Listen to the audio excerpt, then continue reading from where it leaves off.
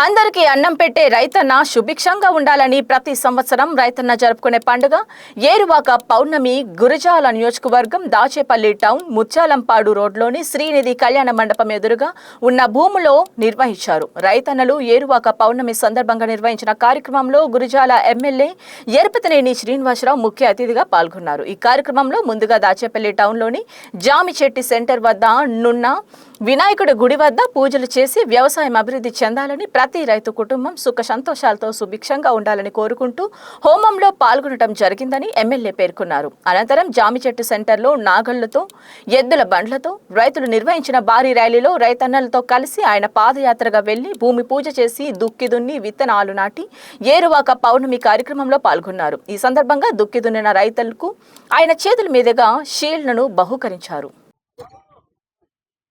రైతుల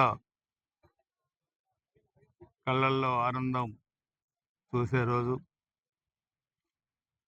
ఏరువాక పౌర్ణమి.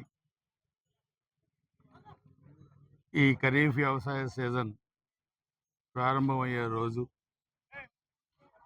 దేశానికి వెన్నెముకైన రైతు ఈ సంవత్సరం అంతా కూడా పంటలంతా బాగా పండాలి, పెట్టుబడులు వచ్చి లాభాలు కూడా వచ్చి కుటుంబం అంతా ఆనందంగా ఉండాలి, ఆరోగ్యం బాగుండాలి, పిల్లల చదువులు బాగుండాలి, అన్ని విధాలుగా బాగుండాలని కోరుకుంటారు అన్నదాత. సో ఇది ఈరోజు మనకి రాష్ట్ర వ్యాప్తంగా కూడా ఈ కార్యక్రమం రాష్ట్ర ప్రభుత్వ ఆధ్వర్యంలో జరుగుతూ ఉంది.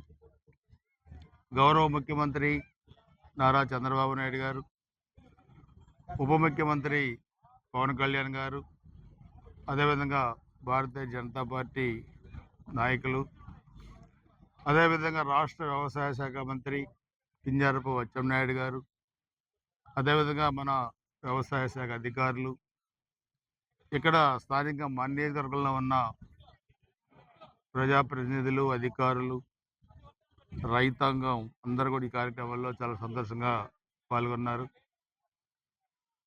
2024 జూన్లో అధికారంలోకి వచ్చిన ఈ ఎన్డీఏ ప్రభుత్వం 1924 ఆనాటి వైసీపీ ప్రభుత్వం వ్యవసాయ రంగాన్ని ఏ విధంగా నిర్వీర్యం చేసిందో మనందరం కూడా చూసాం. కానీ ఈ ప్రభుత్వం వ్యవసాయ రంగాన్ని కొత్త పుంతలు తొక్కిస్తూ కొత్త తరహాలో తీసుకెళ్తూ లాభసాటి వ్యవసాయంగా మార్చింది ఎన్డీఏ ప్రభుత్వం. పల్నాడులో అగ్రికల్చర్, హార్టికల్చర్, రాయలసీమలో హార్టికల్చర్ హబ్గా అది మారటం. అదేవిధంగా మనం చూస్తే 5 సంవత్సరాలు వైసీపీ హయాంలో కాలువలు రిపేర్లు చేయలేదు, వ్యవసాయ పనిముట్లు ఇవ్వలేదు, ఫర్టిలైజర్ పెస్టిసైడ్స్ ఇవ్వలేదు, సీడ్స్ ఇవ్వలేదు. కానీ ఈ ప్రభుత్వం వచ్చిన నెల రోజుల్లోనే కాలువల రిపేర్లు మొదలుపెట్టి చేయించాం, 2 దఫాలుగా చేయించాం, మరలా ఇప్పుడు ఈ నెలలో చేస్తూ ఉన్నాం. అదేవిధంగా లింక్ రోడ్స్కి డబ్బులు ఇచ్చాం. రైతాంగం పొలాలకు వెళ్ళటం, పొలాల్లో పండించిన పంటను ఇంటికి తీసుకొచ్చేదానికి రోడ్లు చాలా అవసరం, ఆ రోడ్లు కూడా నిధులు ఇచ్చాం. సో వ్యవసాయ రుణాలు ఈ ప్రభుత్వం చాలా పెద్ద ఎత్తున కూడా రైతాంగానికి ఇచ్చింది. రైతు పండించిన పంటని మార్కెట్లో తనే అమ్ముకునే విధంగా కూడా ఆన్లైన్ మార్కెటింగ్ కూడా ఈ ప్రభుత్వం చేసింది. గత సంవత్సరం చూసాం, క్రైసిస్ ఉన్నా ఎక్కడ కూడా ఫర్టిలైజరు రైతులకు ఇబ్బంది లేకుండా కూడా ఇవ్వడం జరిగింది. ఈ సంవత్సరం కూడా ఈ యుద్ధం వల్ల సమస్యలు వచ్చే పరిస్థితి ఉన్నా అది లేకుండా రైతులకి నేరుగా సరఫరా చేసే పద్ధతిని కూడా ఇక్కడ కూడా పెట్టారు. సో దీన్ని రైతులందరూ కూడా ఉపయోగించవలసిందిగా కోరుతా ఉన్నాం. ఇది రైతు ప్రభుత్వం. రైతుల శ్రేయస్సును దృష్టిలో ఉంచుకొని పనిచేసే ప్రభుత్వం ఎన్డీఏ ప్రభుత్వం.